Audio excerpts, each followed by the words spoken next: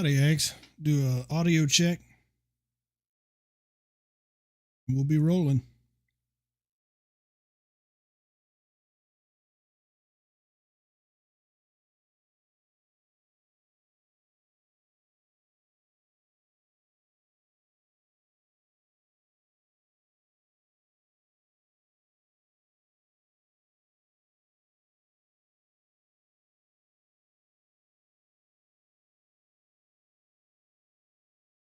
One more time.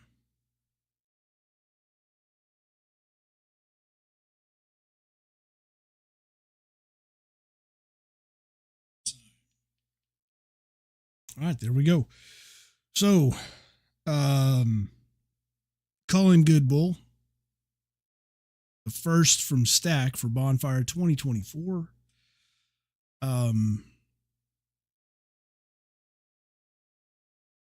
They've been at it. Don't let the lack of a Cull and Good Bull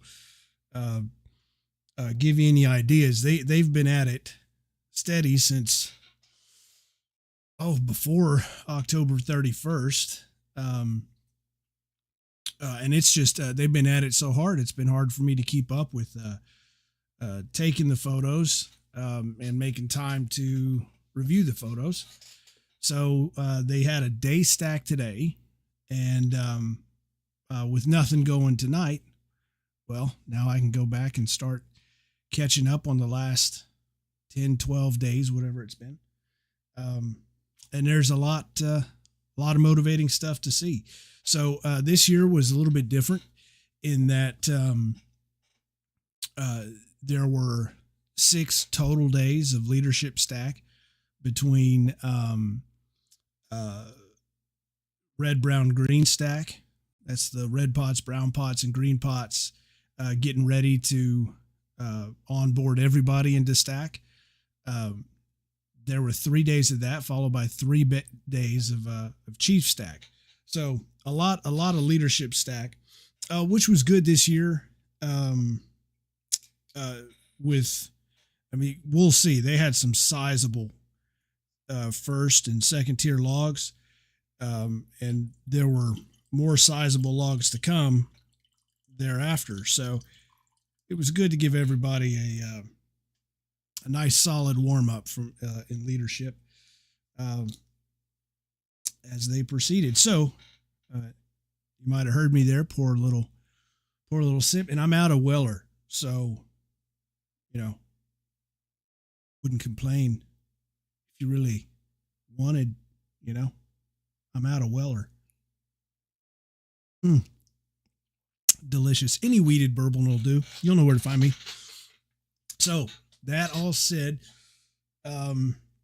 let's get rolling. This is Chief Stack. I did take photos at red, brown, green stack. I've looked through those. Those will be published here shortly. So we're just going to start with Chief Stack.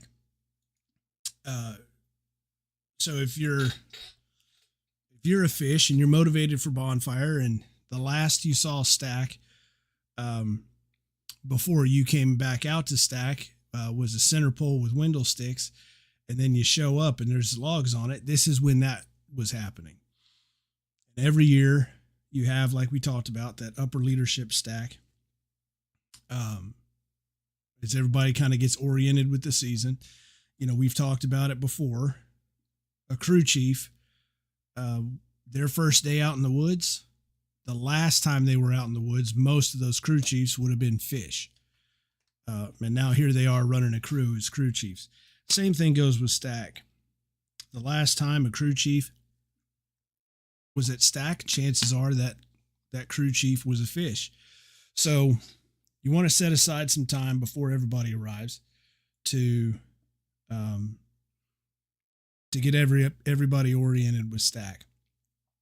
And there were some things that, every year you kind of evaluate the year before.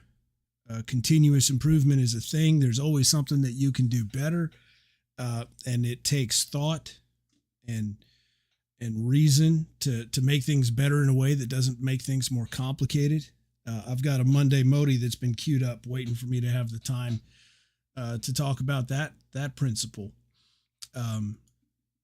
Bonfire, the structure, and Bonfire, the institution, um, is a complex and tightly coupled system. And it can be easy in a system like that to try and introduce things that intuitively seem safer, but ultimately make things more complicated. And that in those complications is where you wind up with problems down the road. So, all of which to say, it takes thought, deliberation, consideration, and you come up with the changes that provide the appropriate improvements without introducing unnecessary complexities. You think about the implications of every little change and ask yourself, does this change make the system more or less complex? And then you make your changes from there. And red, brown, green stack and chief stack are the phases of Bonfire where you apply those incremental changes, look for the consequences of those changes, and make any adaptations or sometimes reversals as needed. So it's a critical part of Bonfire, what we're looking at here. And you're not going to see some of these. You're not going to see some of the things that we're going to see when everybody arrived. One of the big things this year is that they've been putting a lot of effort and deliberation into putting more people on the logs. And again, with chief stack, red, brown, green stack, you're not going to have a lot of people there to get on the log to slam the log. So you're not going to be able to do that. But there were a few demonstrations of how to get more people on the log to slam it before everybody arrived. Now here we saw there was a slight miscommunication here. Here's a Walton Chief, and I was taking a picture, and sorry, he thought I was taking a picture of him, but standing in front of the gap there. I do like, before stack gets too big, you can see through it. And I saw somebody through it, and that's what I was after.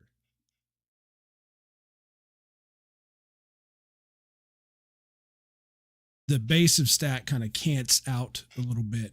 2.5 feet at the base is how you kick it out.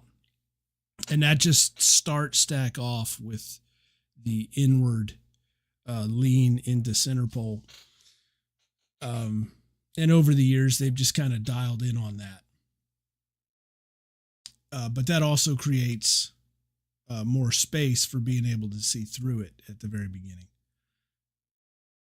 I'll bet you if you go back to some of my photos when I was first doing this 14 years ago, you'll find that those looking through stack photos are more rare. Now the Chiefs, it's a little bit easier for them on the first. I think, if memory serves, throughout all of Chief stack, they kept the ropes, the knot on the ropes you see here. Back to this one. He's putting the hook through a loop on the rope, and that will keep the hook up out of the ground, and it'll keep the rope out of the way until it is needed again for another log. And the red pots do like to make those knots far enough up on the rope that it can be a challenge to put the hook in. But for Chief stack, it was easier to do. Little kindness shown by the junior red pots there. That's what we'll call it.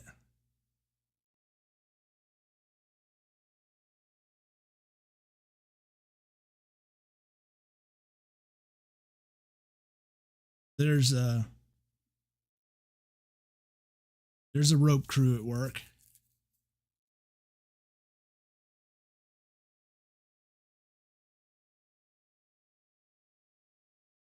We're back to taking what chances I can get.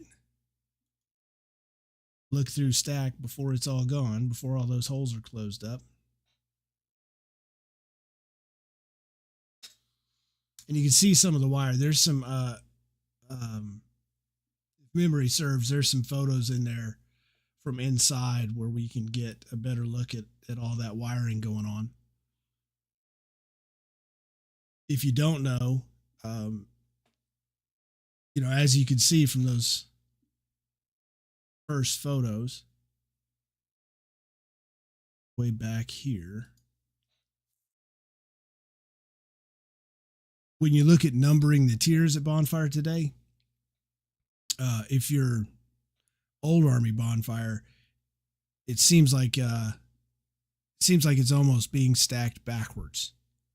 So this is first tier. The innermost and tallest tier is first tier. And then you build out second, third, fourth, fifth. And as you build out, you use shorter logs, and then that's where you get the wedding cake. Old Army is accustomed to first tier is the shortest logs, and they go down first, and then you put second tier on top of that, and third tier on top of that, and on. Today, when Bonfire talks about first tier, what they're talking about is the first logs you stack, same as Old Army, except now the first logs you stack are the ones that stick out the top.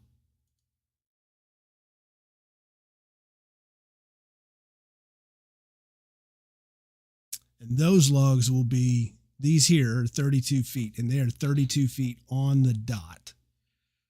Not an inch more than 32 feet.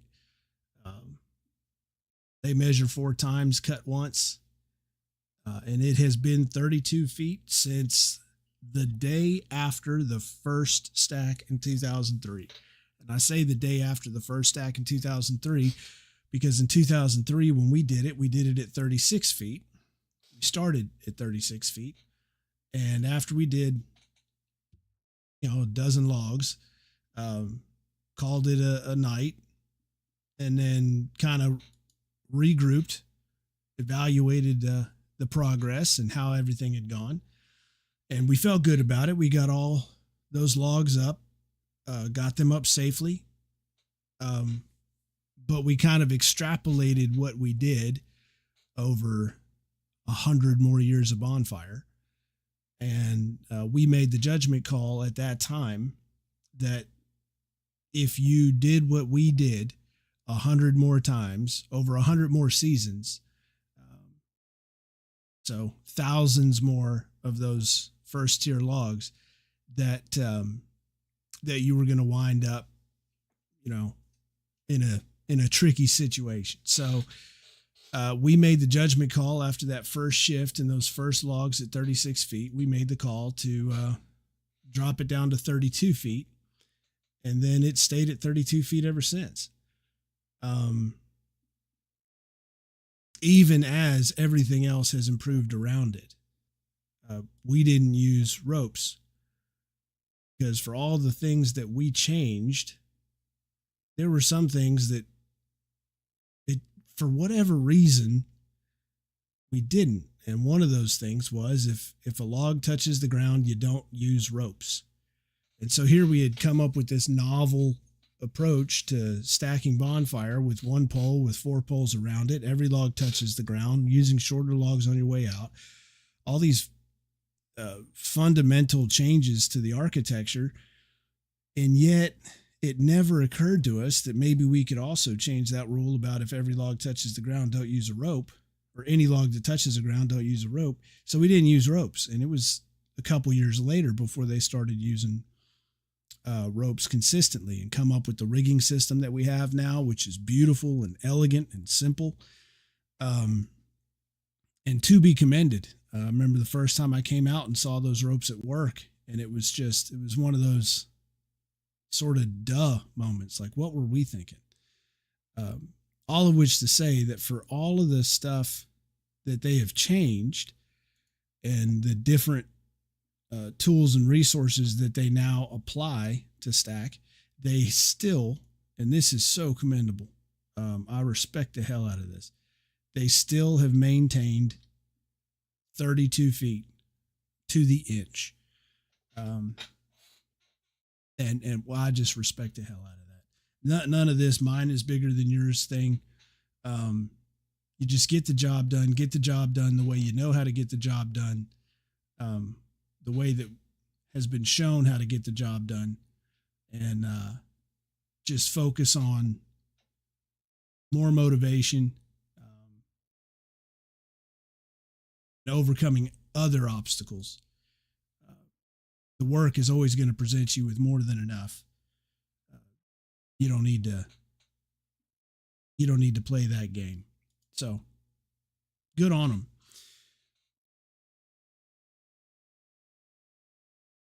There's the Charlie Browns in front of the ABT.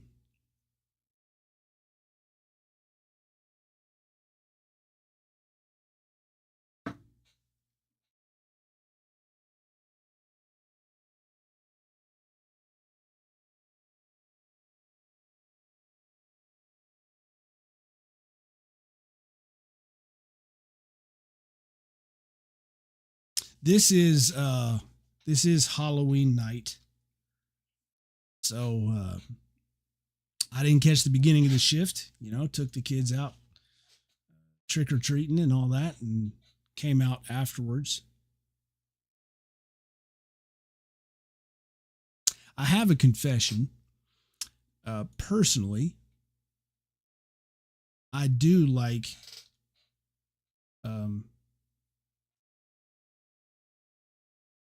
seeing only one costume. That's just me being an old stick in the mud.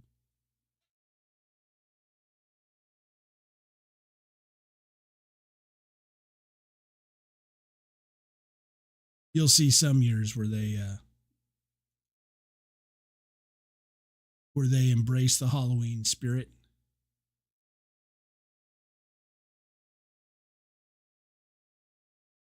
It is nice to see it all business. That's good.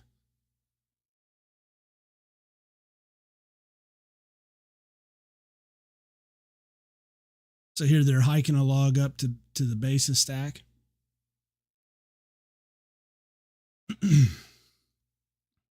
Getting it in position, and at this point I was hoping that I would get the yellow pot throwing wire up.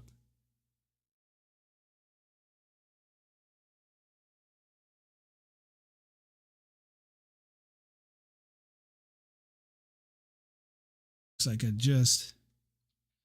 was just the tail end of them catching it.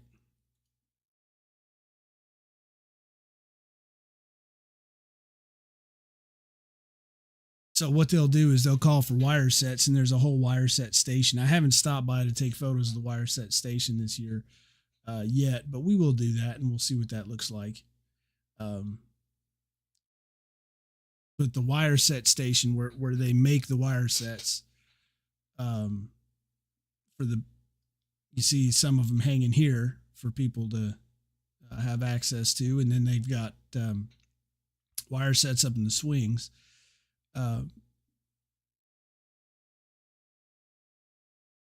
Down here on the ground, you just hang them from the windle sticks. Up there in the swings, you got to call for them, and they'll throw them up to you. You talk about incremental changes and the sort of changes that just make sense. What you used to see a lot of is they'd throw the wire sets up in the air, and if the swings missed the wire sets, whoever threw the wire set would try and grab them. And before anything had happened, at a certain point, it was about 10, 11 years ago, I think, before anything had happened with that, they decided before the season that there would be no more catching the wire sets after you throw them in the air. And so they disseminated that information to everybody, kind of drilled it into everybody, reminded everybody if they ever forgot, if you throw the wire set up and the swing doesn't catch it, let it go. And everybody's doing real good with that. Everybody was sticking to that, and that was good. And then one day, somebody who had built Bonfire a year or two previous showed up, and they had not gotten the memo. And so they were running wire in, and they threw it up in the air. And remember, they made the change, don't catch the wire sets, before there had been any issues. Smart move. Well, this individual goes and throws the wire set in the air, and I'm standing right there when it happens. The swing misses it, and a couple of us around said, no, because he stuck his hand out to catch it. And then it came down. That wire set went through his hand. So the first incident of the worst outcome of trying to catch the wire set came after they said don't catch the wire sets. But that was a great reminder for everybody that was there, and nobody has tried to, with very few exceptions, nobody has tried to catch a wire set since. So call that a win. Speaking of injuries, though, we do have an injury to report, and I want to talk about it. Stack is Stack is a construction site. There's lots of work happening out there, and lots of things that you got to be cognizant of. And last night, there was an injury. See, we've been, like I said, talking about getting more people on the log to throw it up into Stack. One of the things that you see when you're pulling the log up as dead weight and just using the rope is that the log does fight the rope a little bit, and it'll waver on its way up, and you want it to be purely directional, straight into Stack. And the way you can really affect that is by getting on the log and pushing it up and getting its momentum going towards the center of Stack. I talked about when we did it, we didn't use rope. So, you had to do that. That was the extreme version of that, where you're throwing the log up and running down the length of the log and people crushing in on each other to push that log up. Don't want to go back to that. Never, ever want to go back to that. I am lucky that I got to experience that, and I am luckier still that they don't. They're far smarter than we were, and so they're never going to go back to that. But for a long time, for like a decade after we did that, there was a hybrid approach. Throw that log towards Stack and, pull it up with ropes. And recently they've kind of gone to just using the ropes, and now you see what it looks like when you go all the way to the extreme of just using the ropes. The logs don't have the reliable stack towards center pole of Stack motion. So they've done a lot, like I said at the very beginning, to try and recruit more of that on the log work, and get back to that middle ground. And now there's a lot of folks who haven't done that in the last few years. And so in an effort to show folks that not only is this a good way of doing it, there's nothing to be worried about. In fact, it's the funnest job at Stack, is being on that log and pushing it towards Stack in an effort to demonstrate that, and hopefully contribute in some way to that. I would get on the tree end of logs and, put my camera aside, and there are actually markedly fewer photos this year because of that. And just get on the tree end of the log and just show, help pick it up and then run it down the length. And now there's more people participating in that. They're getting it, they're doing it on their own. And then, if there was ever an opportunity or somebody around who could do that, I would jump on and get them to jump on with me, and we'd do it. Well, yesterday there was a massive log that they were gonna slam, and people were either out in the field bringing more logs in, or on the rope, or doing other work outside of perimeter. And so I got on the tree end of this log alone, and right before they slammed it, and I had just walked in, hadn't warmed up on any small logs or anything, and got on the tree end of the log just before it was time to slam, and the yellow pot, went through the readies: ground crew ready, base crew ready, rope crew ready, Y sticks ready, tree end ready. And we all reported that we were ready, and he said, "Slam, stack." And I lifted up, and the rope was pulling, and the log was kind of stuck. So I lifted up as hard as I could, and there was a snap, crackle, pop in my elbow,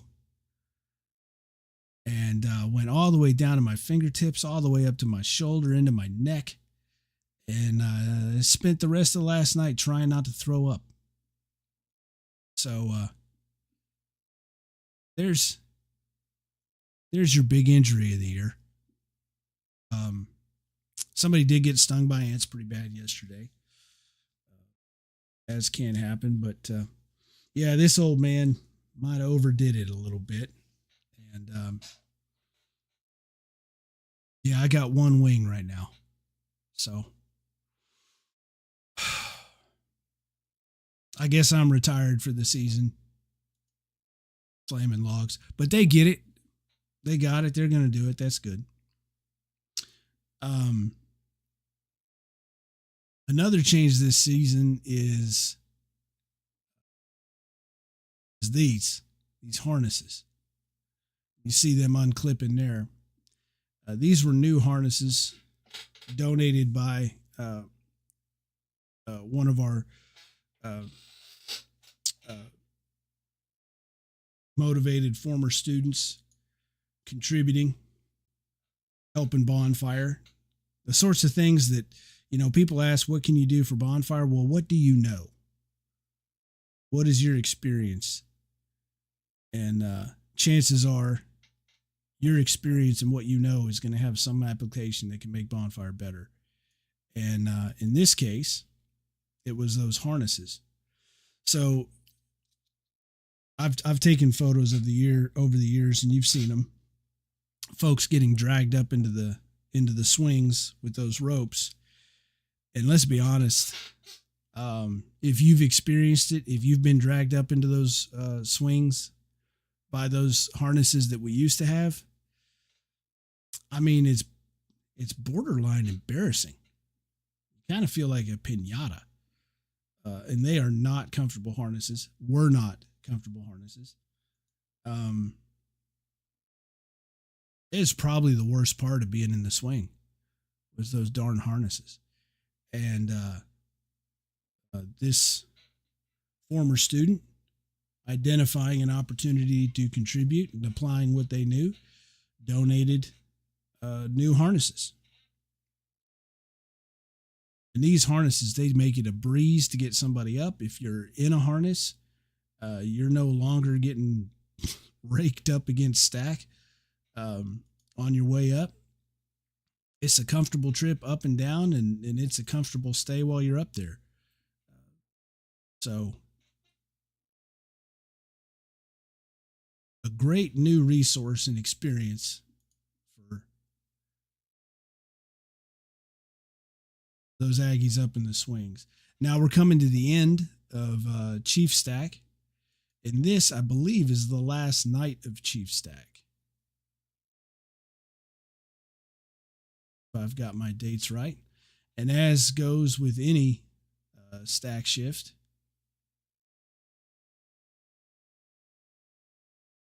any engagement, cut, stack, cut class, whatever, got to have yell practice.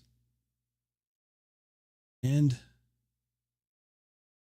Old Army does it twice.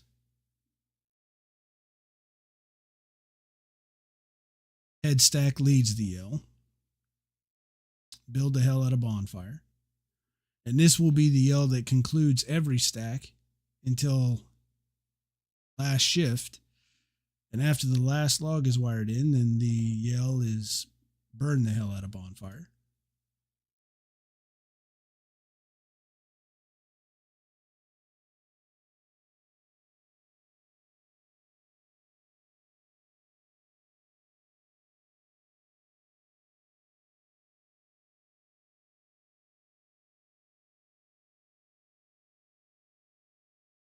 And now I believe, yeah, this is the next the next day, 2 days.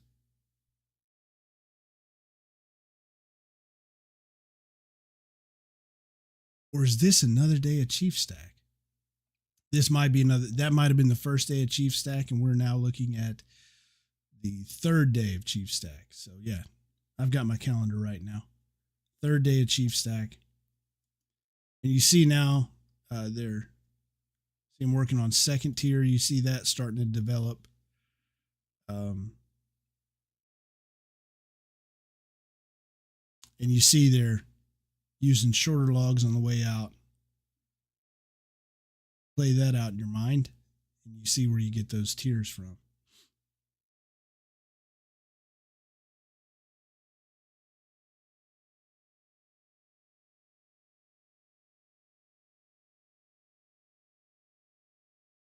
Quadrants are called, at least at the beginning of the stack season, quadrants are called by yellow pots and butt pots. Butt pots are the outfit leaders of Bonfire at Bonfire activities. Butt pots for surge butts, they're juniors. Yellow pots are the leaders for the crews. And we've talked about it before. Every crew kind of approaches yellow pots differently. So with there we see the rope on, got the Y sticks steering, pushing, getting that log into place. But so some crews approach the yellow pot as the head crew chief. Where I come from, I don't know if they still do it like this. It was a long time ago. But where I come from, it was described, the yellow pot was described as, a wheel has to have spokes and it has to have a hub. And the yellow pot is the hub. And all the pieces are the same. It's just one person has got to be the hub on the wheel. And that lands on the yellow pot. Now, other crews, the yellow pot is considered the head crew chief, head guy in charge. It all varies, and kind of, it's interesting to look at how the different crews approach the yellow pot. The butt pot is sort of a in the great long history of Bonfire, the butt pot is rather a newer tradition, a newer addition. Bonfire being now 117 years old. It was only, I believe, 40 years ago that the butt pot was conceived. And so what would happen before then was the ranking member of the outfit was, and we see them here wiring. Wiring is a meticulous and demanding job, and everybody's gotten real fortunate this year that it has not been cold. We haven't had a single cold night. We've barely had any cool nights. So it's much more pleasant to wire this year than usual. when it gets cold, it sucks. Uh, but it's been temperate this entire time. Barely even any fall weather, let alone winter weather. But where were we? Back to butt pots. So, like I said, I think it was about 40 years ago. Up until then, the ranking member of the outfit would be the leader of the outfit at Bonfire. So, whoever the ranking member present was who was leading the crew's efforts, the outfit's efforts, at Stack or in the woods or wherever.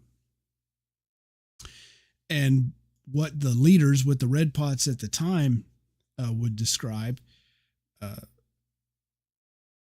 it was getting increasingly, it's getting increasingly hard to get the kind of control and activation of the outfit that they expected.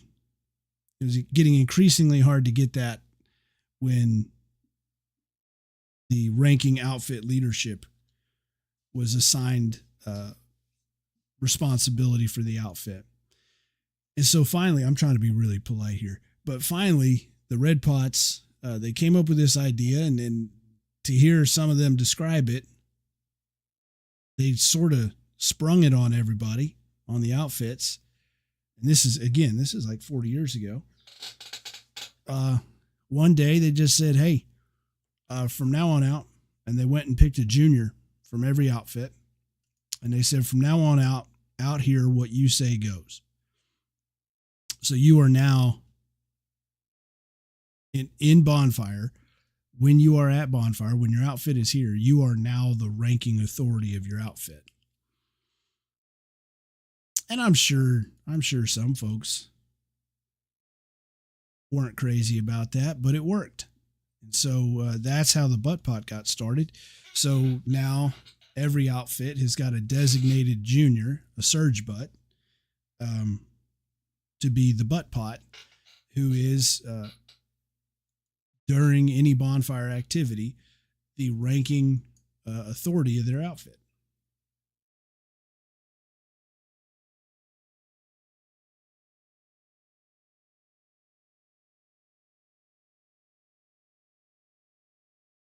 But like I say, at the beginning of every stack season,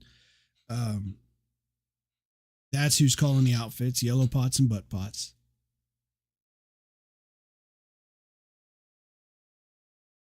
Here we see a little bit of the challenge of putting that hook in the rope. They tightened it up over those 2 days, so it is a little bit harder to get it in the rope. And you better hurry up and get it before the juniors find you, because they're going to have something to say about it the whole time.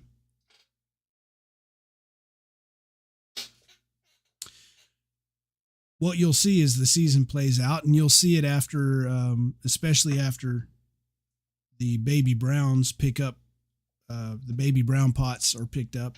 So the brown pots, the red pot cycle is you have 1 year of being a junior red pot, and then the next year you're a senior red pot. The brown pots do it differently, where they're picked up after stack is underway, and they are trained over the course of stack. They're trained in how to use and tune and diagnose and fix a chainsaw, and that whole line of work. And then by the next season, they're brown pots. So after the baby browns are picked up, you'll have usually multiple yellow pots will end up being picked up for baby brown. So then you'll start to see more than just yellow pots and butt pots calling quadrants. Same thing, butt pots will be picked up for brown, some. And so you'll see that who's calling quadrants begin to change. And you can't, there's no you have to see how people work, and you have to see their motivation. You have to see how often they come out. You have to get a measure of, is this somebody who can come out every night and get the job done and lead and keep their head on their shoulders? You don't know that when stack starts. So just as a consequence of doing things the right way and taking your time and evaluating and deliberating, you're going to start with a group of people who are calling the quadrants, and some of them are going to graduate to brown pot, and then you've got to backfill those folks for the remainder of the stack experience. So you'll see those folks change, but it's also good to give everybody chiefs and you can even get into piss pots. So those are the piss heads in the Corps who are sort of second in command to the butt pots for the outfits. You'll even see them start to call quadrants. And it's sort of a natural transition that slowly, intentionally builds up leadership and experience throughout the whole organization. Now, this is a tamp. This is a 4-man tamp. They have I think they have a 2-man tamp. I know they have a 4 and a 6. And that's just a big length of log, or in this case, a pole, and you loop ropes under, and then you're going to use that to adjust one of these massive trees exactly into place. And I've gotten some photos of them doing that this year. We'll see those.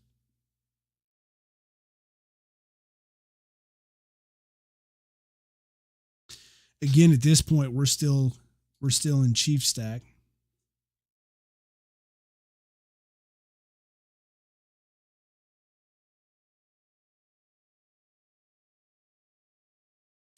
More wiring. Every single log on stack is wired to 3 other logs at the top and at the bottom. So up in the swings, 3 different logs, and down on the base, 3 different logs.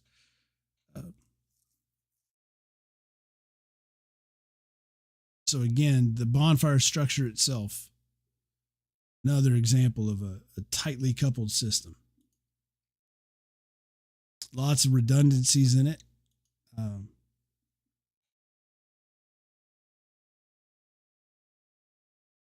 We got confirmation. There is a 2-man tamp this year.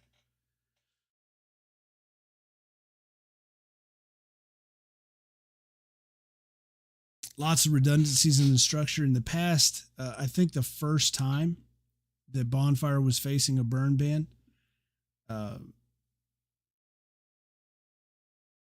that was a new experience at the time. And so, there were a lot of questions. What do we do? When do we do it?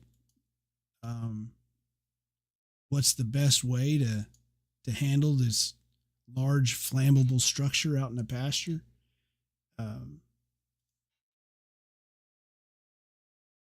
And one of the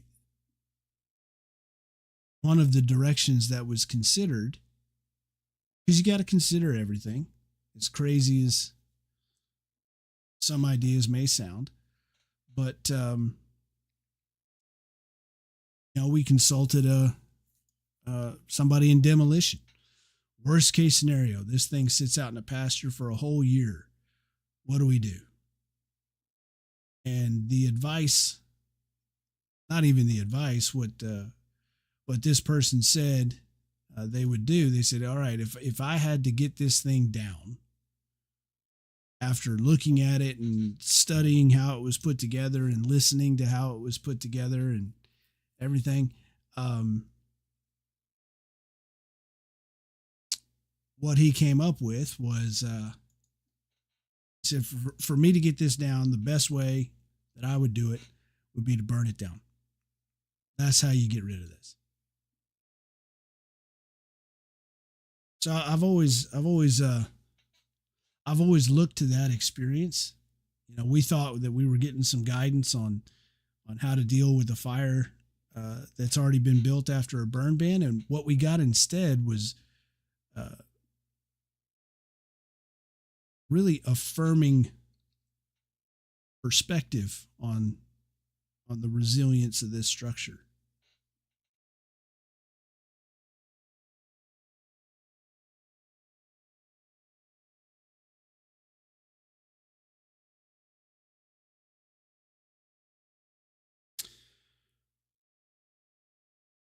So it looks like, I don't know, we're about 3/4 of the way through Chief Stack.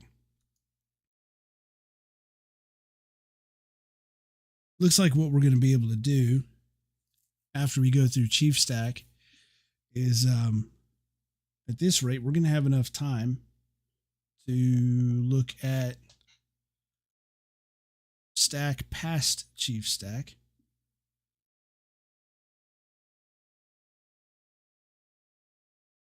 Like we talked about at the beginning, all work's been happening, and I've been out there taking pictures of it. So we've got to look at everything that's been happening over the last 10 days or whatever it's been. So we've got a lot of photos piled up.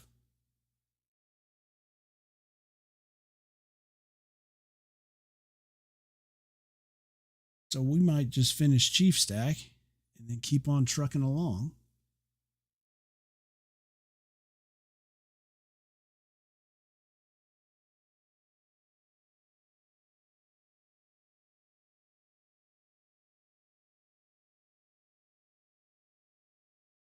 Now, at the beginning, when you've got, like we talked about, yellow pots and butt pots calling quadrants, crew chiefs and your piss pots, until they are recruited to come in and call quadrants themselves, your crew chiefs and piss pots are going to be calling in logs into stack. And it does happen on occasion that some logs get to stack, and once you get them up to stack and you get them in the light and you get them in front of where you need a log, it does happen sometimes that you realize that log is not going to work. Maybe not for that spot. Maybe that log's not going to work at all. And so some logs do head the other direction, do head out of perimeter. You like to avoid that. That's a lot of time.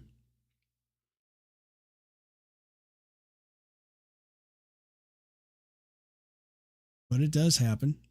Earlier, we saw a couple photos of dropping a couple logs. Dropping logs is an intentional process. It's not a haphazard one. It's, sometimes you get a log up and you play with it and you play with it and you play with it, and it just doesn't ride right. Doesn't fit the way it oughta. And that's the most disappointing. You put all that time into getting a log up. On occasion, you do have to drop one. And so that's a tightly controlled little operation. We saw a couple of those. Get that out of your system during Chief and red, brown, green stack.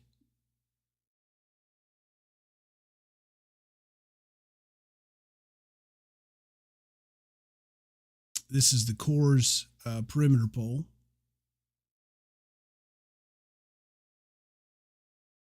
Love this. Beat the hell out of non-regs. Love to see that adversarialism.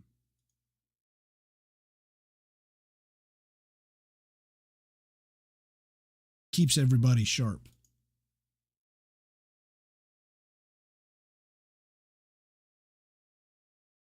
Hasn't been a lot of wind out there either. There have been plenty of nights where a stiff breeze would have been nice.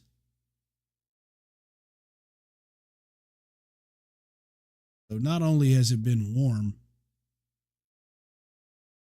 in some cases actually warm, not just warmer than usual or unseasonably warm. In some cases, it has been legitimately empirically warm. Not only has it been that, but it's also been pretty still.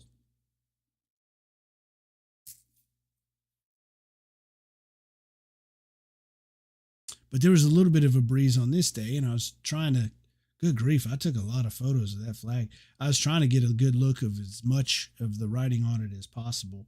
I had to go, I'm not going to belabor this. Somewhere in there, there's a good one. There's the tamp at work. There's how you tamp. There's a call for it, same as everything else. 1, 2, tamp.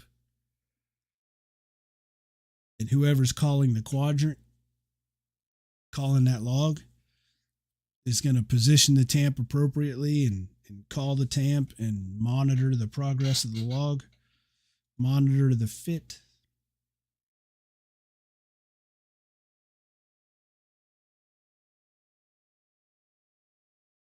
Get it to ride right. You want to minimize the use of the tamp. Ideally, you want to try and get it as close to perfect as you can without a tamp. So you're not going to see a tamp used on a lot of logs. It takes a lot of time. Everything in that quadrant has got to stop. You got a bunch of people around.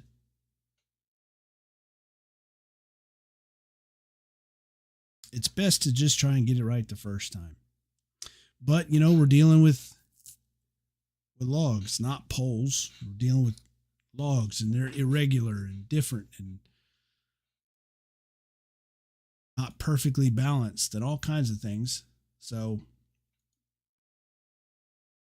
as a consequence, you're going to have some logs that bite you a little bit on the fit. That's what the tamps are for.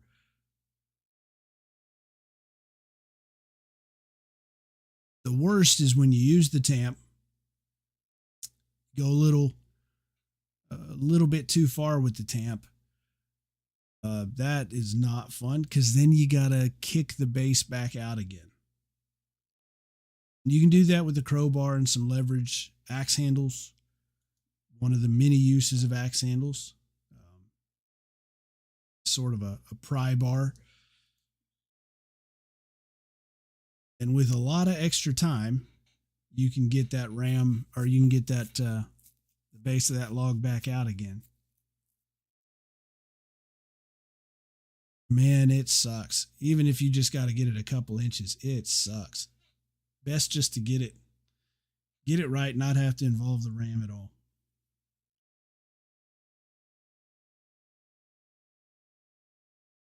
Here, son of a gun. Lucky me. Here is an example of prying a log out. Got a couple crowbars at work on this one.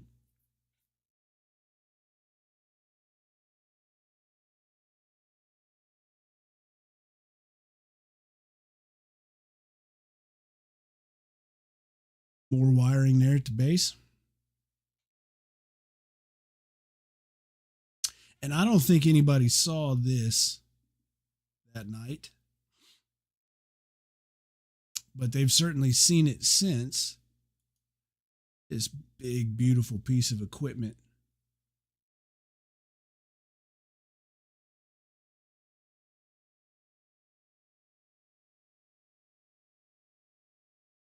Arrived early in the morning, late in the night, for the last day of Chief Stack. This is a real deal logging truck. It was at work out at Stacks, or out at Cut Site, getting deep into the woods. It's got a monster winch on it, got the big pickup arm. I think I got a couple photos of it moving some logs around. In one go, it can pick up, gosh, if I'm guessing right, I don't know, 20 legitimate, significant first, second tier logs at one time. It was nice to get it out to Stack Site. And again, another generous donation by a former student to allow Bonfire access to that piece of equipment, which is, It's significant that Bonfire gets to use that, but on top of that, if Bonfire wasn't using it, somebody else would be. And like I say, if it's picking up 20 logs at one time, that thing can do a lot of work, and somebody can get a lot of value out of it. And here's Bonfire getting to use it instead of somebody else. I mean, that's a tremendous contribution. And again, that's a former student motivated from Bonfire who applies their experience and resources. And they said, hey, is this something y'all think you might want to use? I don't think we ever thought to ask of anything like that. Sometimes you don't know what is even available. You don't know what you don't know. So that was a great contribution, and it was great out at Cut, and it's great to have it at Stack. They've already gotten a lot out of it. Especially, there was a little bit of rain finally. Here we go. Here's what it looks like when you don't get the hook in.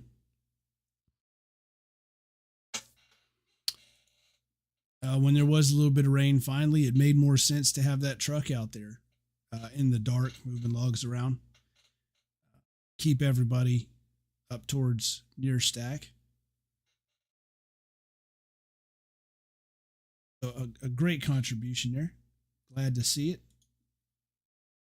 And I'm telling you, in person, good grief, that's an amazing piece of equipment.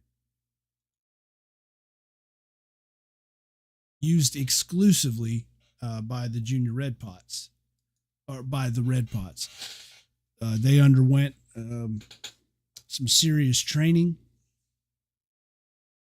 had to read the manual cover to cover, whole 9 yards, become real operators of that.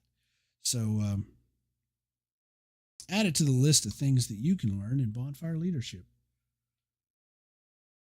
Delegation, resource management, time allocation, heavy logging equipment operation. So that's the end of Chief Stack. We're going to pull up. I'm going to get next set of photos ready here. Say we'll just keep on pushing through.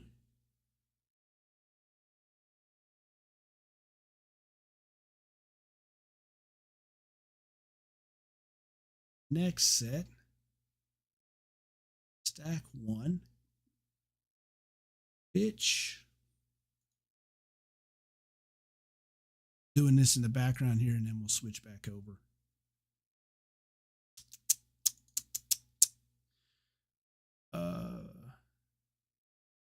Stack 1. The third and fourth.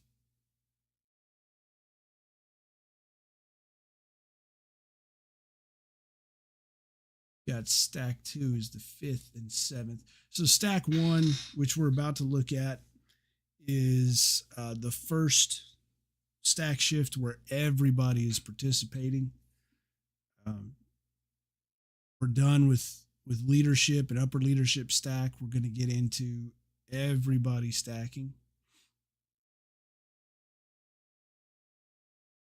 Again, that'll be the 3rd and the 4th.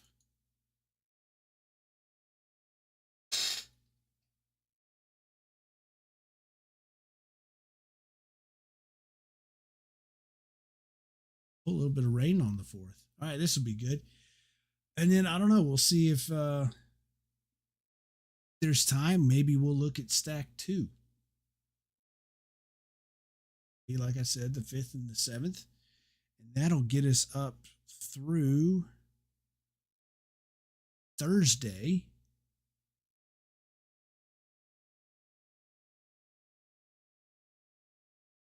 That'll be all the photos that I have loaded into the library here.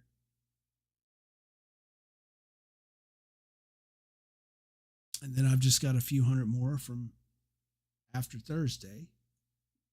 Go some other time. But yeah, let's keep trugging along.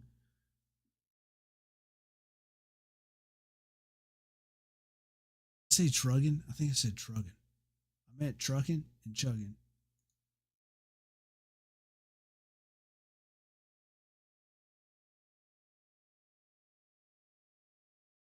Might be a sign that I'm getting tired enough that we might just do this one more set. We'll see. All right. The first stack shift with everybody. I don't remember ever having the first stack shift be a day shift. But it was this year. And it was, it was something to get used to at first for me. Just sitting there thinking, if it's the first stack shift, it has to be at night. I mean, there's no reason why it has to be at night. That's what I'm used to. But watching it play out, I could see value in having your first stack shift during the day. Everybody who's out there gets to see just how much work is in front of them, because you got the whole place surrounded with logs. And there are a hell of a lot of logs this year. I'm not going to get into speculating on record amounts of logs, but there's a hell of a lot of logs. And on top of that, I have observed that more of these logs are actual usable logs.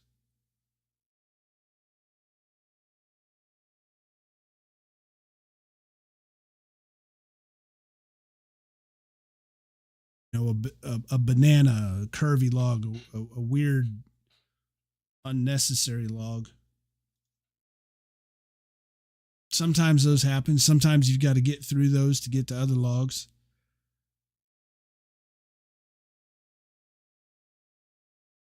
But it looks like this year that everybody's been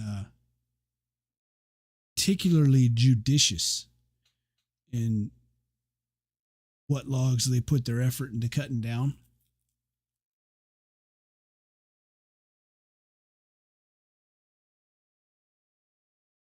So back to the point at hand, there's a lot of logs out there, and there's a lot of good logs out there. Most of those logs are going to wind up on the stack. Can wind up on the stack if everybody works hard. So it's good. There is good that comes out of having everybody's first stack shift be during the day, because you can do this work. And while you're doing this work, look around and see how much more work you have left to do.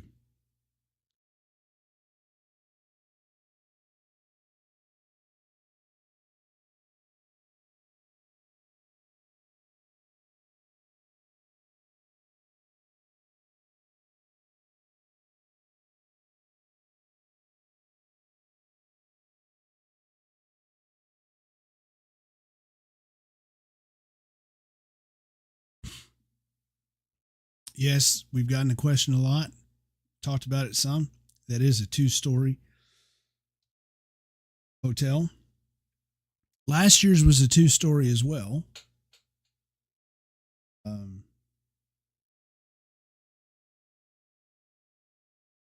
So not unprecedented. I think it happened once or twice before that.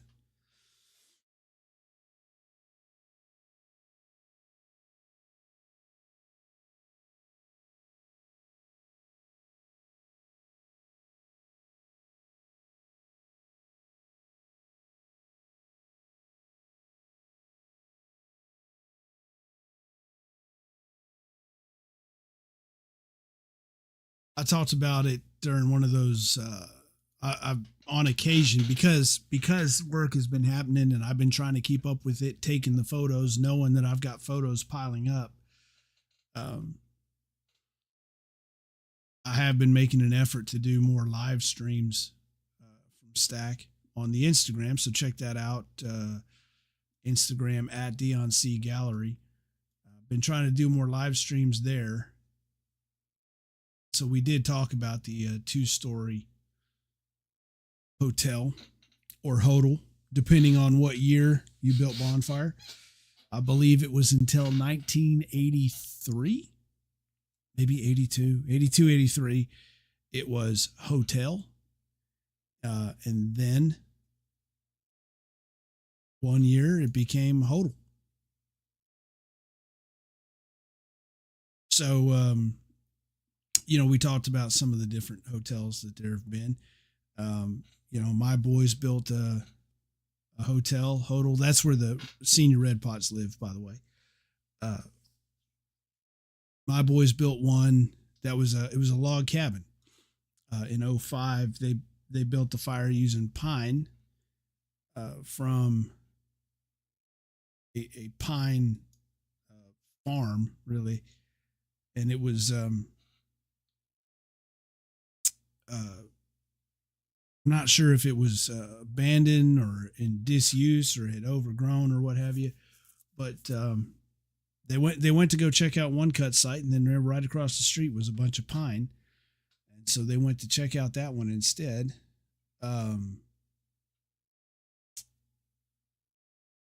they ended up building it out of pine that year. Here we're working at Tamp. Ram.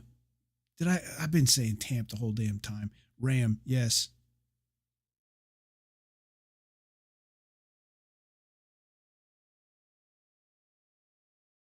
The whole damn night I've been saying Tamp. It's a Ram. Anyway, so they built it out of pine, and then they had a bunch of extra pine, and they built a log cabin. It had cantilevered bunks in there, so you could sleep in these log bunks that were cantilevered off the side of the structure without legs getting in the way in the room. It was glorious. They found a bunch of extra tin that they had a tin roof on it. It's great. Ours, me and my buddies, ours was hot garbage. It was 4 sheets of 4x8 plywood. Not even sure how we fastened it all together. Had a couch in it. The couch only just fit. It was not pleasant. I'm not sure we had the luxury of time to do that, to build ours. Or we just could have done a better job at managing what little time we had. But we did not build a very good hotel. The door to hotel, the quote unquote door for our hotel, was one of those sheets of 4x8 plywood was not fastened. And so you just had to lean it up against the side.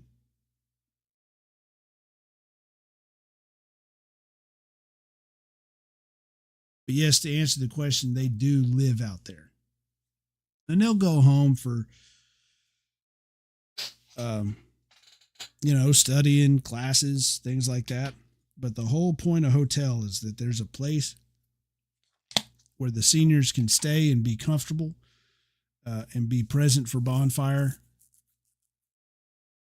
Place where they can go to do their conduct interviews, call folks, get things lined up, have meetings.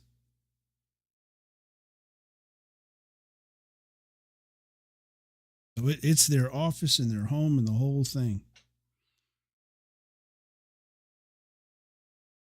And as to whether this year's first tier is a record, I'm not going to speculate on that without consulting the photographic record, but I will say at a minimum, it is a sizable first tier. She asked me to take a picture of this. Not exactly sure why, but I did.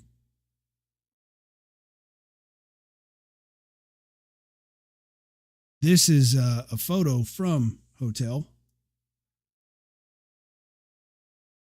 Went up there had a little conversation, so took some pictures while I was up there. This is the view. I asked him last night when I was up there on that patio looking out on the thing. Son of a gun. For all that time that I spent trying to take a photo of that sheet, probably burning 100 photos trying to get it right. Here in 5 photos, I think I got a better one. Anyway, I noticed when I was up there last night, I asked him, I said, y'all, did you intentionally perfectly line this structure up with stack? I mean, from the patio of this hotel, you get a dead on view of stack. And they said that actually, yes, they did. And it took them a great deal of time to get it exactly right. So, very cool. Great vantage point for taking everything in.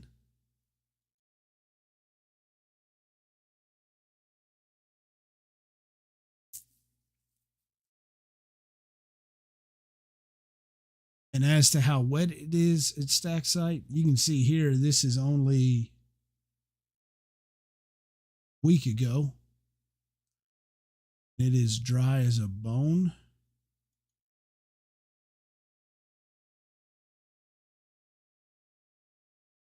Let me look at something else real quick. One second. I'm pulling something else up to make sure I've got something right. I made a spreadsheet, actually.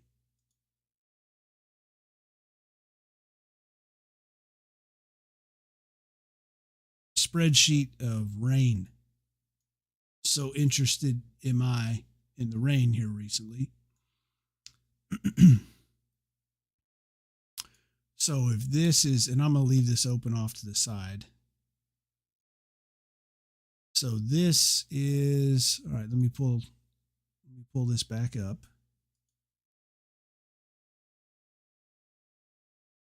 This is November 3rd. November 3rd, that evening, there was a trace amount of rain. And that was the first rain going back to September 25th. So on September 25th, there was half an inch of rain.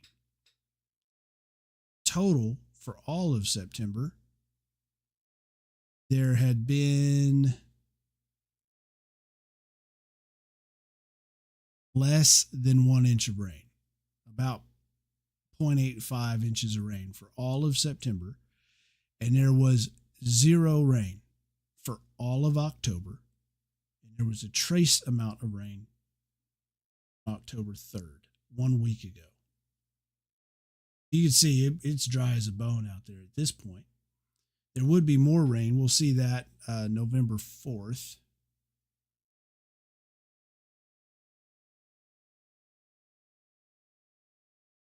More than just that trace amount of rain.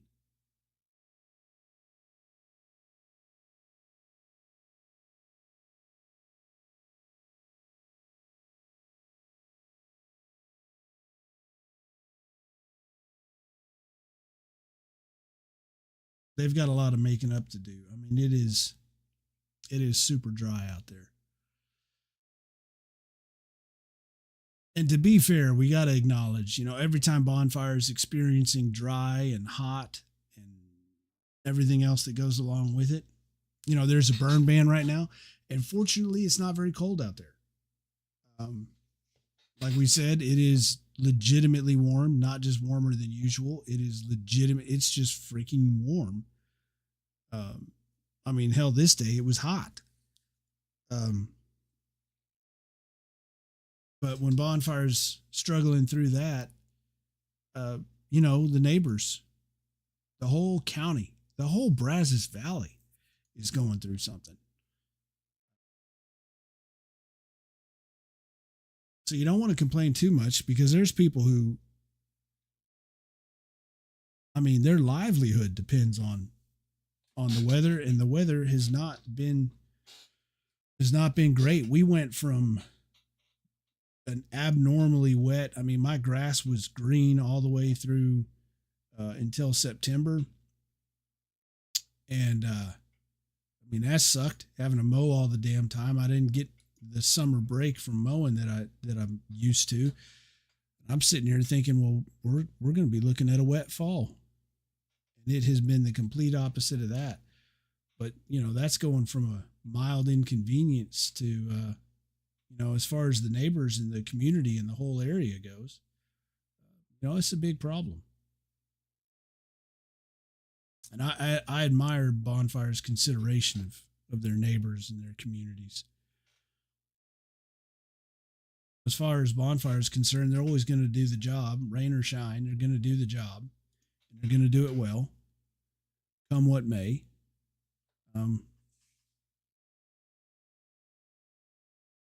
They understand there's other folks who are having a harder time. So if it ever does get cold, and it doesn't look like that it's going to, the 10-day forecast doesn't show a single day with a high below 80.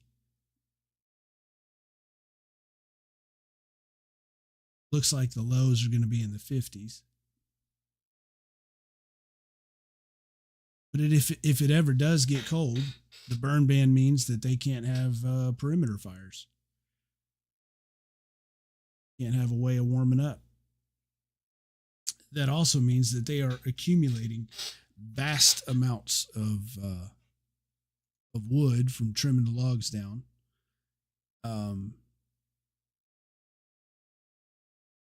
Can't burn those off.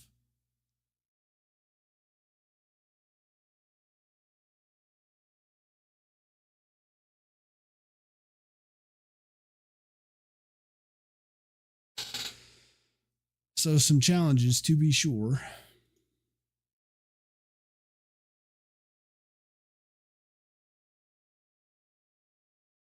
There's a question of stacks from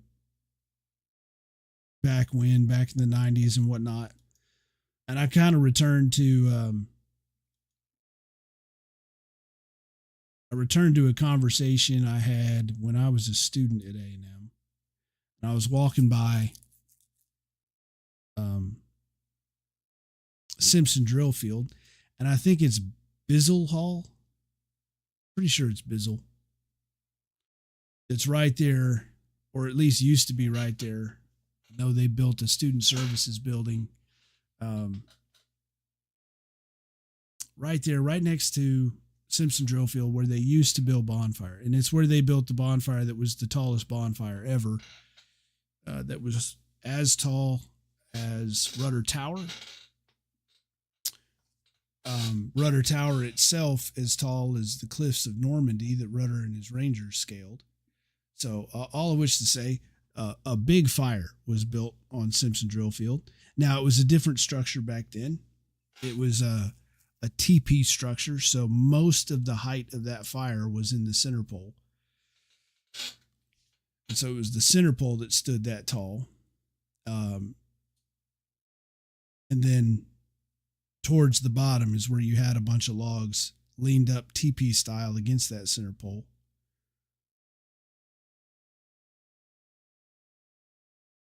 And so I bumped into this old ag who was walking by Bizzle and said howdy, and we started chatting. And he started telling me that he lived there in that dorm, which at that point was already converted to office space, but it had used to be a dorm. And he pointed to one of the windows right there on the side facing Simpson that we were walking next to. And he said, this used to be my room. And he said, when I looked out this window and I looked out onto that field, all I could see was Bonfire. That took up my whole view. And now here we are. This is the 4th. So late night on the 4th, we can see the rain coming in. See that there. But he said, I'd look out my window and all that I could see was Bonfire. It took up the whole view. And He told me about how much he loved Bonfire and how much it meant to him and how great it was to have it right outside his dorm. And then he kind of,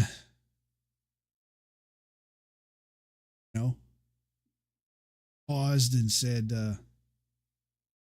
it was never Bonfire after that. And they moved it to Duncan. It stopped being Bonfire. Now, he might have been hyperbolic. He might have just meant it was never the same for me. But what he said was it was never Bonfire after that.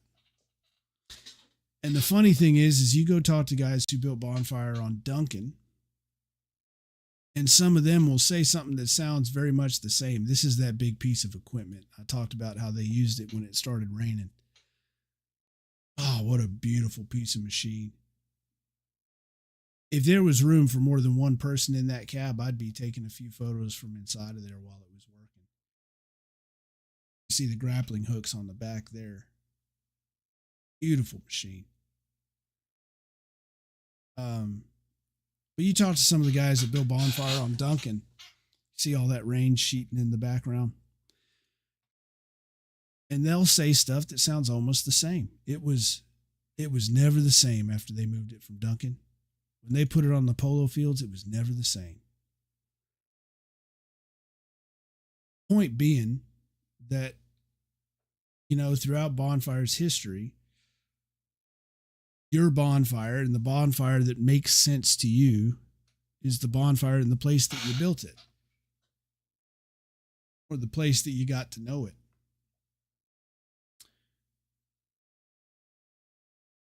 And any other place at any other time, it's just not the same. But that's the way Bonfire has always been. It has always been not the same. Every generation of Bonfire. I guarantee you, if you could go back in time 117, 115 years to that time where the university decided that Bonfire wasn't going to be built off campus anymore and that it was going to be moved to campus, to Simpson Drill Field, and you go talk to the guys who built those first fires off campus, I guarantee you that if you talk to them, they'd say, man, you move it on campus, it's never going to be Bonfire again. The only constant has always been that students build it. That's the thing that never changes. And as long as that never changes, then Bonfire is Bonfire wherever it is. So to the point of, do I miss bonfires on campus? I can't miss Bonfire if it's never gone anywhere. Can't miss something that you still have.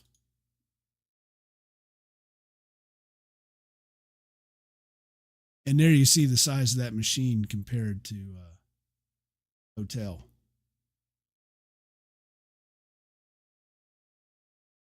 So this was the first bit of rain. I think at this point we are approaching midnight on the 4th. Yep. And I think we do have enough time. I have enough time. You can come back and rewatch this tomorrow if you need to get some sleep.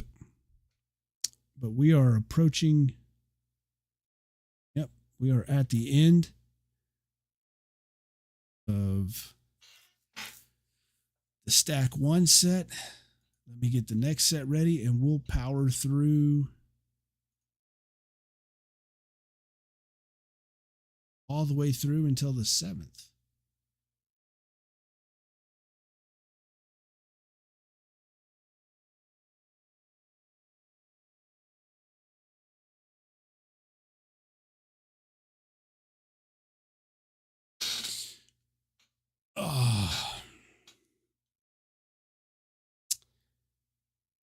Let's see, what dates are these going to be? The 5th. Yeah, this will be the 5th. Okay.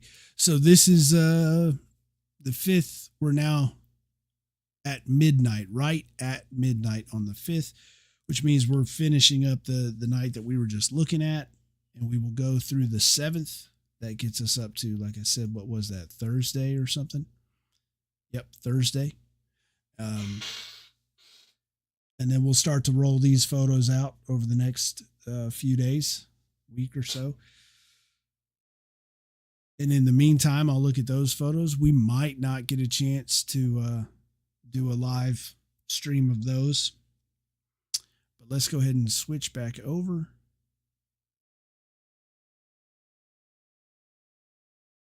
Wrap up the set that started 4th. We're now again midnight on the 5th.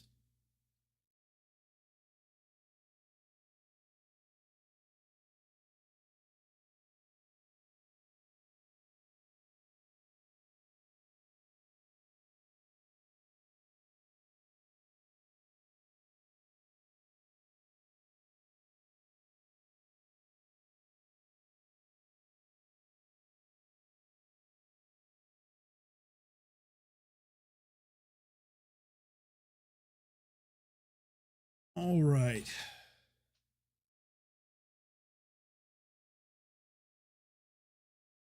So there's somebody minding the rope, keeping the slack up off the ground while they finish wiring it up.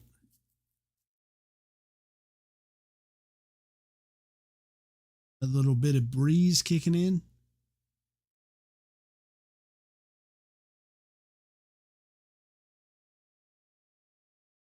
I still had to make my rounds this year and get all the photos of the perimeter pole flags. Everybody will get a photo of every perimeter pole flag.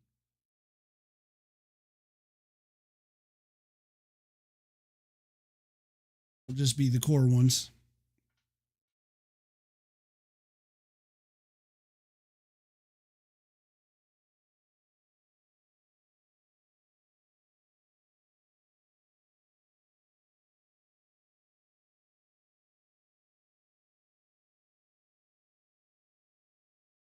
Out there measuring logs. Before you put any effort at all into bringing logs in, you darn well better make sure it's at least as long as what you need.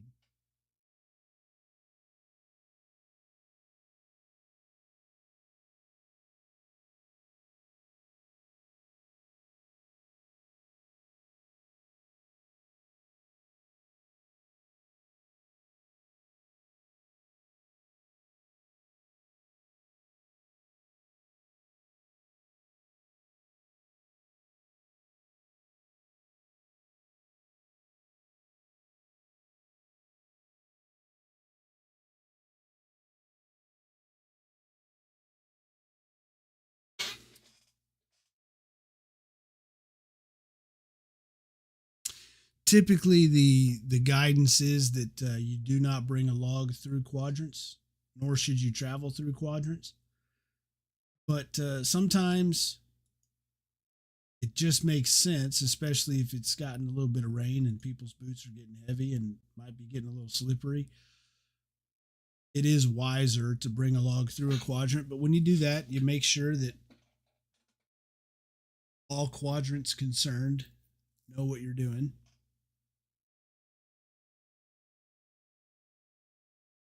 There should be no chaos and mayhem. That's what you want. As long as everybody communicates clearly and often, do what you need to do.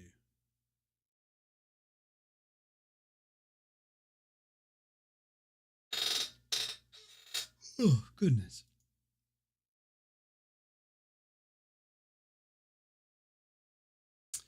I think I'm at No, am I at Cookie Shack here? Where am I?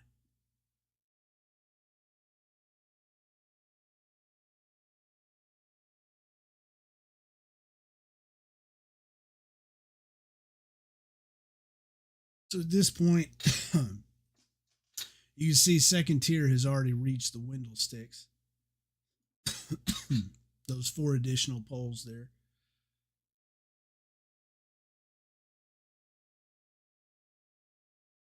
So this stack is built out very well. Sizable first tier to start with, and a lot of second tier logs.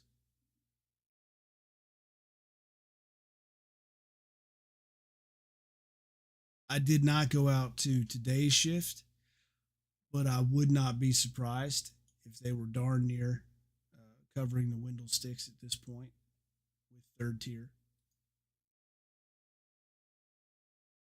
So when Bonfire talks about covering the windows, what that means is, we'll see if we've got a photo that illustrates it better. But every year you're going to get logs well past the window sticks, these 4 poles.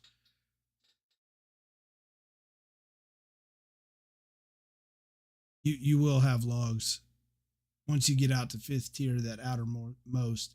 You will have logs well past 5th tier, or well past the window sticks.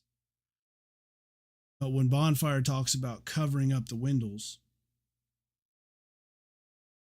what they're talking about is covering up the windows with 3rd tier, with at least 3rd tier. So here you see 2nd tier. The top of 2nd tier is out of the frame here. There's one of the braces. I don't know if you can tell.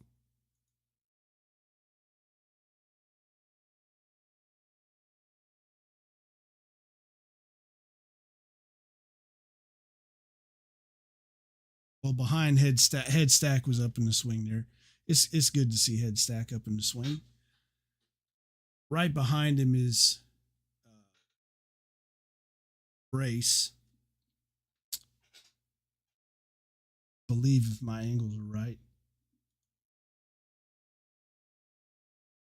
I'd actually be below him a little bit. Come on, well, let's find one. So when you cover up the windows in the way that Bonfire means it, what they mean is you get past the windows with the 3rd tier logs.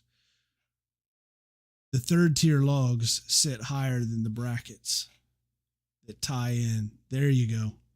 There it is. So here's 2nd tier. 3rd tier sits just above that. So you've got 32,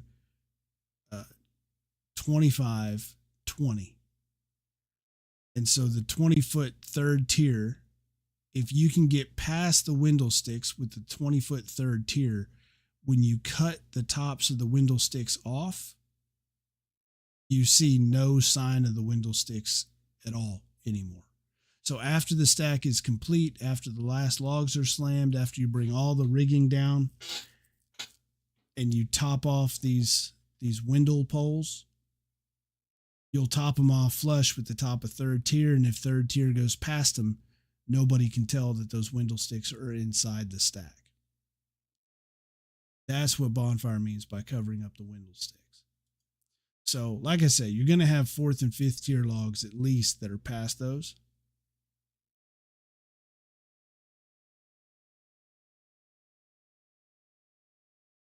Here's a valiant effort at getting the hook back in. But if you get them, if you get past the window sticks with 3rd tier, then you can cut it off and nobody will ever know it was there. This was a tough hook, man. This took him a bit.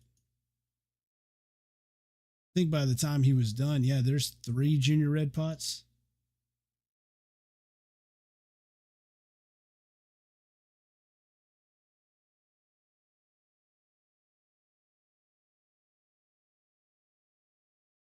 One, two, 3. I think a 4th might have shown up by the time he was done with this.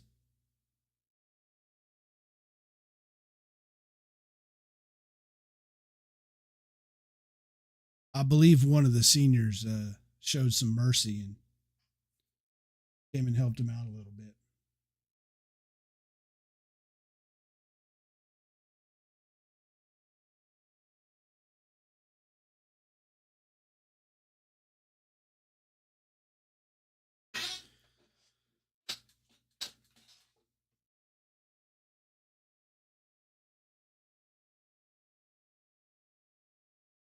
A little horsing around. This is at the end. The shift was over. They were reading suggestions. And one of the suggestions was a pelt, tackle your yellow. And so the fish took off and tackled their yellow pot. And I'm not sure where this came from, but somehow if one of the seniors said the word banana, then Walton would hunt them down. Some folks left a suggestion that included the word banana, so that when the senior Red Pots read the suggestion and read the word banana, then Walton Fish hunted them down. That's something that happens at the end of every stack shift, almost every stack shift. There will be suggestions. A suggestion box is passed around. Seniors read the suggestions. This was the second time somebody said the word banana.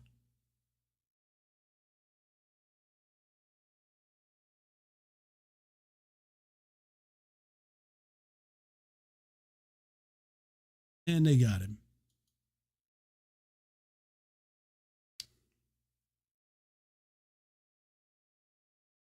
There's the juniors, 5 of them. This has been something that has it was something I really hoped would happen. It's something that's done me a lot of good just to see. Yeah, there's 6 juniors. But with having 6 juniors, we can get back to what can and should be, which is, these are also college students. And they've got responsibilities and things that they are accountable to, that they have to get done. And with enough junior Red Pots, you can get back to what's familiar to a lot of old Army. If you're think back to years ago, and that you can balance that out, and one of the juniors can study, can take care of their school responsibilities, and still be covered up by the other juniors that are left. So you didn't see a lot of that in recent years with 4, 3, in some cases even 2 junior Red Pots. Last year there were 2. So it's nice. It's nice to be in a position to not see all of the juniors at one time. That means that there's enough juniors that they can share the load and keep a good balance.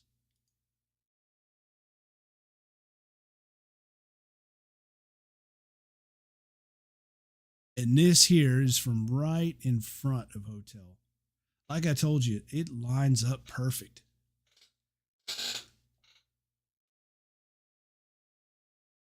Like the pyramids or something.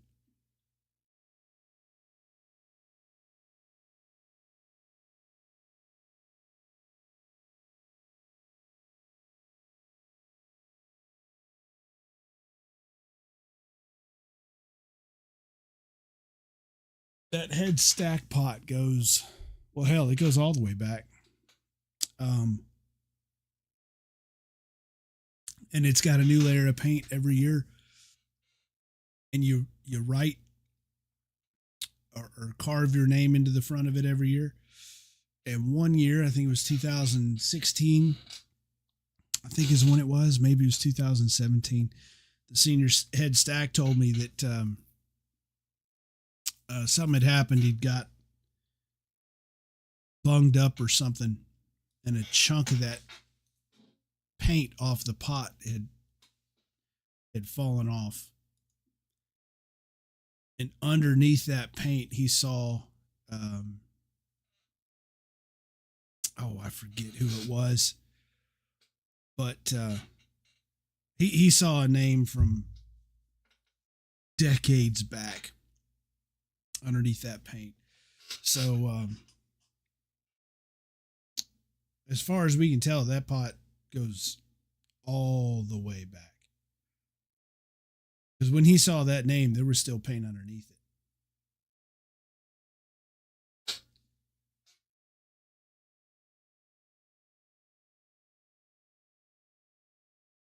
You can see how sizable that second tier is. At this point, we're at, the 7th. That's a sizable second tier.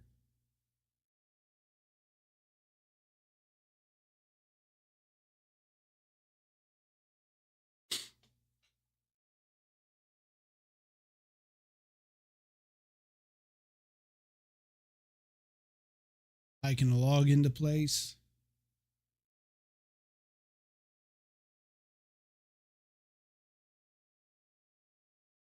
God, it's a beautiful stack. It is beautiful. Something else is beautiful is that's a Walton Chief up in the swings. Oh, I love to see that.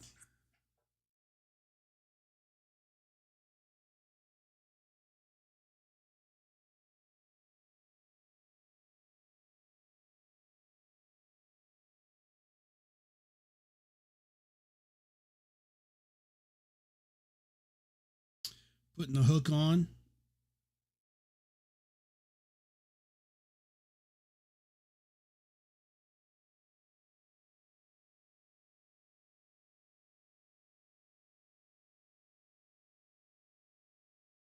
You know, if you go back and look at photos from when I was first started doing this up until I don't know, 4, 5 years ago, um,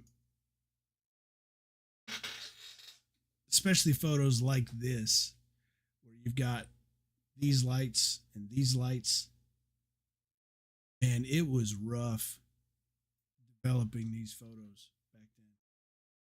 And this is before I was started doing the live photos. But back then, you had a halogen lamp in one corner and a sodium lamp in another corner, and um, oh hell, maybe we had a tungsten lamp in there or something. But when you would step back and take photos from farther away, you could almost draw a line right down the middle, and like one side would be magenta and the other side would be green. The white balance in the camera had no idea what to do. Um, and so it was rough trying to find a middle ground. Oh, it's brutal. But thanks to supporters of the gallery, took that Patreon. Gallery is on Patreon, by the way, patreon.com. But I took those Patreon contributions and bought new lights for Stack, which was good for Stack. You know, they got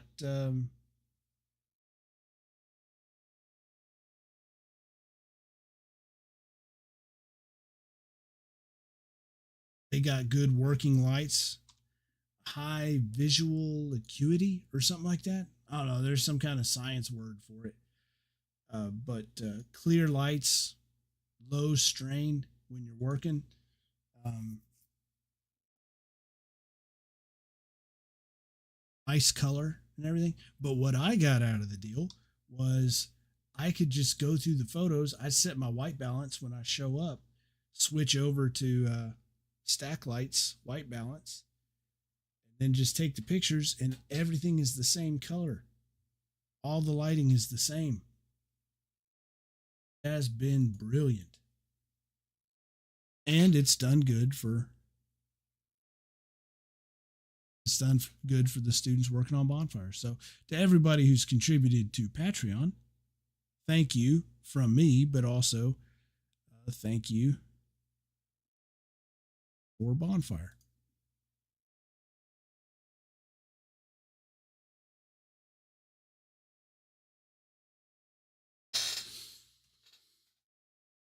And to the question of the board, Bonfire has a board of directors because Bonfire is a nonprofit, and as nonprofits do, there is a board of directors. Students still lead Bonfire. Students are still the chief executive officers of Bonfire.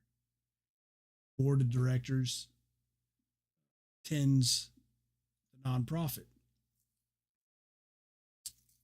Um, Everybody on the board has got, they bring something else to the table. regardless of position. Um, we are blessed with a great Aggie, chairman of the board of Bonfire LLC, which is Scott Coker, who's been doing this for years.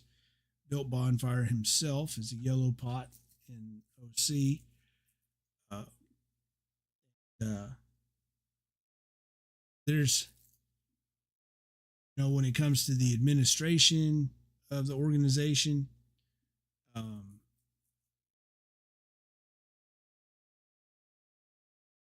operations of the nonprofit, all those sorts of things. Scott is a wizard. He's also got a long memory too, and that's one of the things that the board does that's most important is that sometimes in Bonfire you have to do something different one time.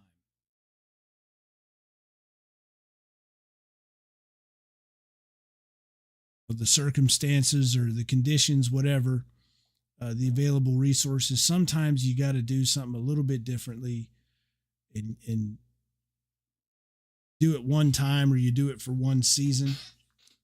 And in cases like that, the board is invaluable because while the students are still the executive officers, you've got the board of directors who's there the next year.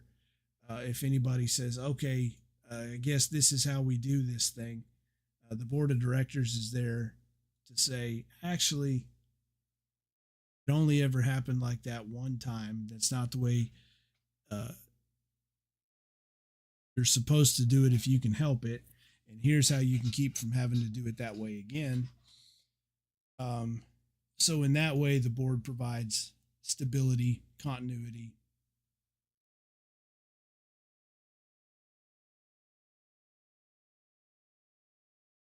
A little bit of grounding, a little bit of historical context. All just tools that the executives of Bonfire and the people who run it and do it, all just tools that they can apply to the job that they've got to do.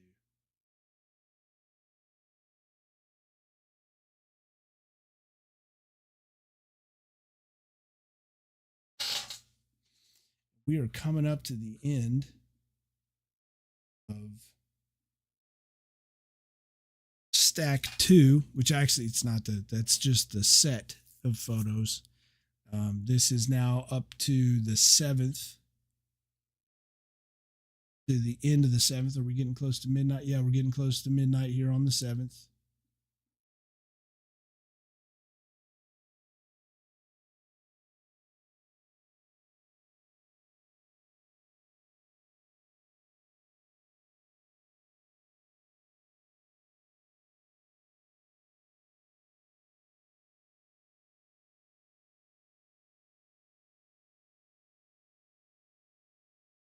That will be it. We're now through the end of the 7th on photos. 8th and 9th are on my camera right now. And then the 10th, well, I took off on the 10th. That was today. So happy birthday to the Marines, by the way. I made a little post on Instagram. Happy birthday. Like I say, we'll get these photos up on the website, dion-c.me. The front page is always going to have the latest set. And in that big menu up at the top, you can navigate through every year of photos going all the way back to 2010. You'll find links to the podcast and the other videos that have been posted there. So check that out. Follow on Instagram, Facebook. When these photos are published to the website, you'll see it posted there, and follow those links and get you right to the latest sets. I've also got a few threads going on TexAg, so check those out. And Patreon at Dion C Gallery, podcast, Perimeter Fires on iTunes, Spotify, wherever you get your podcast. and follow along as they about halfway through stack now, getting pretty close. Got the rest of the third tier, fourth, and fifth tier to go. This is going to be a big week. A bit of a reunion of old Bonfire red pots coming on the 15th, which is always fun. I'm looking forward to that on a personal note. And then the 17th is the memorial shift. That is going to be the one night that they take work off, unless silver taps being the exception. But on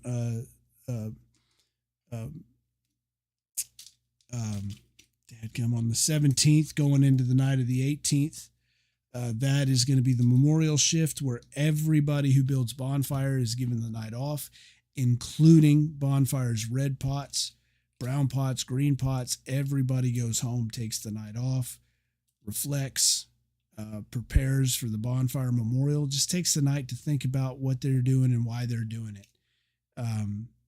That's coming up on the 17th, with work picking up and probably push week starting on the 18th. So 1 week from tomorrow, technically today.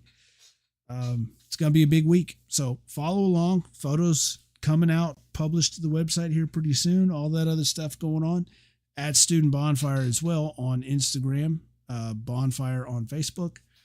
And that will do it. That's been Cull and Good Bull, the longest one of the season. We are almost caught up with photos from Stack. Build the hell. Gig 'em.